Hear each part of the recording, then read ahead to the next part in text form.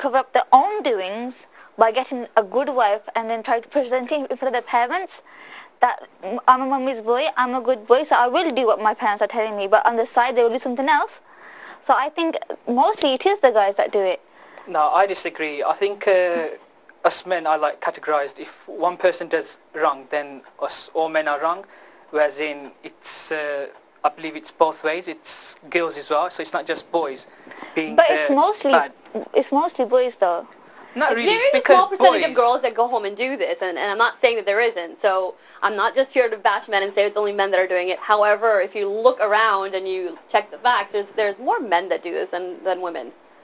And I think it speaks more about how secure and confident a man is, that he feels the need See, to the do reason this. why the reason why boys would go back home, mainly it's to do with the pressure from home. So, for example, the parents want to, them to marry a Pakistani Indian traditional girl who can cook, clean, the Asian things that women do. But So, any girl will cook and clean and take care. Any decent girl. yeah, I'm not saying all girls are like that. For example, So, but then are we saying that a girl that has dated and has gone out Yeah, is well, then cook not and a clean. decent girl? not necessarily. I believe it's an individual thing. So if a girl's chosen to obviously have a relationship before her marriage, that's her individual thing. So the guy, he's within his right. Whether he wants to marry a girl that's obviously been in a relationship before, we should. That's It's within his his choice. right, but he can't be judgmental towards other girls. I think girls are more. It works both ways, vice versa. Girls can be judgmental towards boys. So, No, for but Heather, if example, we're going to be honest here, and if Adil, you want to defend Heather there, you can do, because there's more girls here than guys. It is usually the guys that have an issue with a woman who's dated or has gone out, who's, not this Like I was saying, that's- ladki. yeah. Girls are usually more forgiving. like I was saying, the reason for that is mainly to do with the parents. The parents have to, pressurize them to, for example, you have to marry a decent girl. If you marry a British Asian girl, whether that's Pakistani, Indian, Bengali, they're not going to be like the mother. So a guy, those who go back, they want someone who's like their mother, who can cook, clean, So and look after the house. They're doing this just to kind of please their parents? That hang on. can be one of the reasons, not main reason. For example, like she's coming, Nada's coming shalwar kameez. A guy would think she's a nice, decent girl.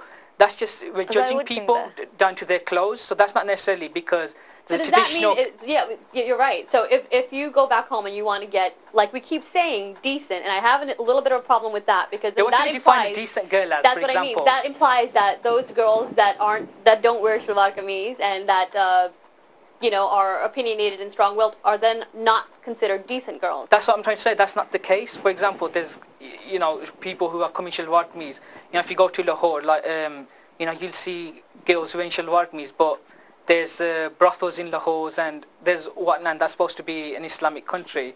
So that's not necessarily to do with the clothes. That's, I think, minority, ignorant people who believe if you wear traditional clothes, the girl's going to be decent. That's not the case. If a girl wears Western clothes, that doesn't mean to say Automatically means she's going to it's be not, easy. yeah, it's just portraying an image that individuals have. So I think it's sad when small individuals categorize a Western girl wearing Western clothes, she'll be not so decent, whereas in a girl like Nada herself wearing shalwar kameez will all be decent, but that couldn't be the case, whereas in could be the other way around. Basically, what we're saying is that, defining what decent is and what isn't decent isn't as easy as it seems. I mean, you can't say that just because a girl had a boyfriend and wore jeans and a tight T-shirt that she's not decent, So and I just because a define girl decent. comes from India or Pakistan and wears shalwar kameez and a big chadar doesn't mean that she is decent. See, so for I guess me- decency depends on what person's character is and not what they're wearing. See, for me, decent is a girl having dignity for herself, not just portraying to the world, I'm this decent girl, pretending to wear, wearing cultural clothes and whatnot, to say, I'm decent girl. So I think it's more to do with the individual girl. She needs to respect herself for the person to.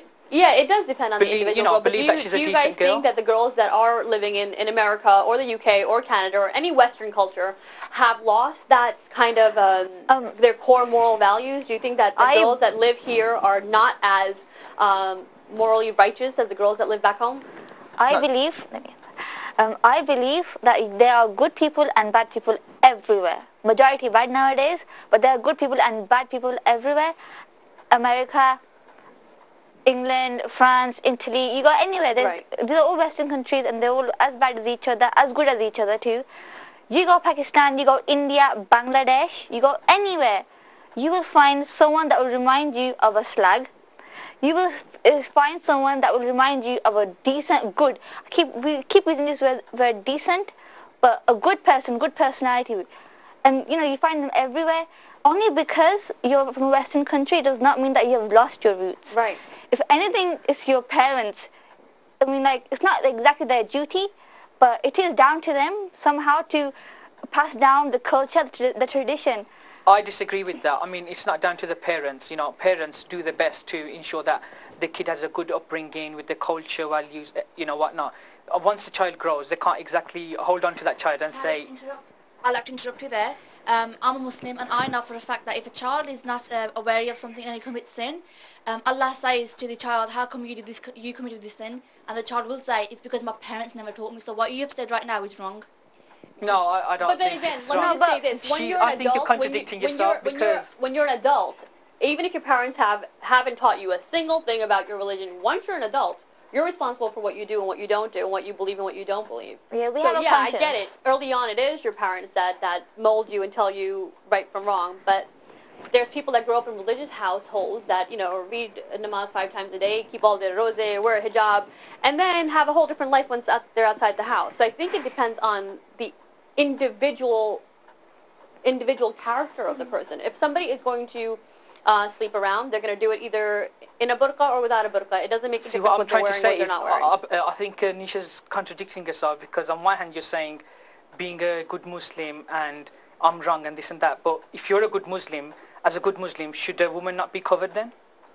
Right now, I'm on about, your sins. I'm on about, what you do wrong in life. I'm on about the whole aspect of being a Muslim. I'm on about, when you commit a sin, Allah will say something to you about that. Yeah, but you're preaching. I'm not on about You're myself. preaching. Yeah, You're I'm trying not to preach preaching Islam. either. I'm not telling That you is, something. you're saying Okay, Allah you know will what, say this. let me just stop both of you right now, because this is a whole different show topic right Exactly. here about what is practicing your religion perfectly Which is and what not. she brought in, so I think Well, she's okay, been fine, confused. but going back to the subject at hand, where we're talking about finding your ideal partner from overseas, the reason that I think there is an issue with that, and I think the reason that girls that live in the West feel offended by that is because that says something about them. When a guy chooses to discount perfectly good, decent girls living in the UK, US, Canada, so anywhere in the West, and then decides to go back home to find somebody, he's basically saying that the girls that live here aren't good enough.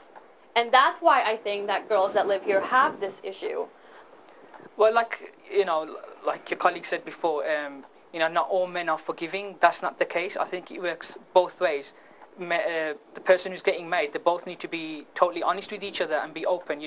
If they've had X amount of relationship, whether that's guy and girl, they need to be honest with each other, because for a relationship to work, a marriage to work, they need to be honest from day one. So if there's lies and deception in the first place, then that marriage will not work out. Eventually, that will catch up with them. So therefore, person needs to be totally honest. So not all men. You can't say all men are not forgiving. And you know what? I think I said it before, but I'll say it again. I am not trying to brandish No, I'm not all saying you're guys saying in the that. same brush. I'm not saying However, that, but because let me put this scenario to both of you, okay? And try to please be as honest as you possibly can be. I'm not asking personal questions, but if you met the ideal partner, and I know I asked Nisha and I asked Adil, and I'm going to ask you guys. You meet somebody who's ideal on paper, and they look the way you want them to look. On your wedding night, they tell you, listen, I want to start my marriage with complete and utter honesty. A girl tells you, I've had X amount of partners. Yeah. I've had 6 partners. And I'm telling you this because I think we should be honest. And neither this applies to you. To your husband tells you, I've had so many girlfriends, and I'm telling you because I want to be honest with you. Would you respect them for being honest, or would you discount them for being easy? Sure. See, if I was to get married, before going to the marriage, I'd be totally honest with the person, so I'd give them the opportunity to be upfront about what relationships they've had before. Yeah. But if they've done it after, that to me is deception, because the marriage has happened and they're telling me now. So to me, that would be deception, and obviously that is something. Okay. I would. Then say they tell you right before you say your I do's. Sure. Right before you say your I do's, and she says, this is the case. I've had this many partners. Would you forgive her for that? See, then that would obviously, once I cross the bridge, I would can only say that. But obviously, I would respect her more and consider it more, because she's been totally honest before the marriage. Whereas if she did it after the marriage, to me that is deception, and there's no way. Obviously, I would be forgiving in that.